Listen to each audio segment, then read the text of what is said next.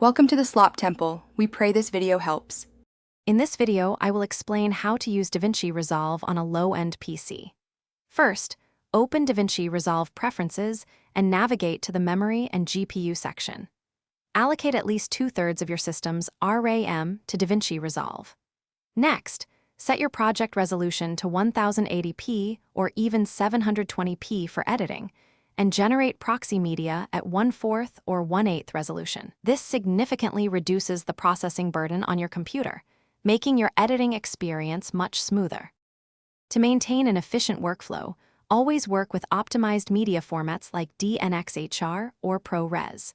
These codecs are less demanding on your CPU.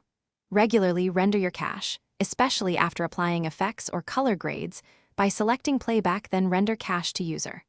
Also, disable features like real-time noise reduction or motion blur during editing.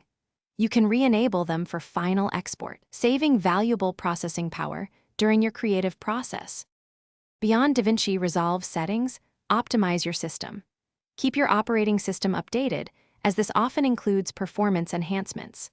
Crucially, close all background applications like web browsers or other software that consume RAM and CPU cycles.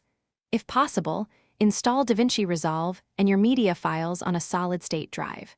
This can drastically improve loading times and overall responsiveness, making a noticeable difference on a less powerful machine. When it's time to export, select settings that balance quality and performance.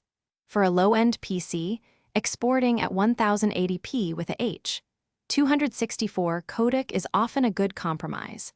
Avoid very high bitrates unless absolutely necessary. If you encounter crashes on longer projects, try exporting your video in smaller, manageable segments, then combine them later. This approach can prevent your system from being overwhelmed during the final rendering process. Thanks for watching. Consider subscribing if we helped you.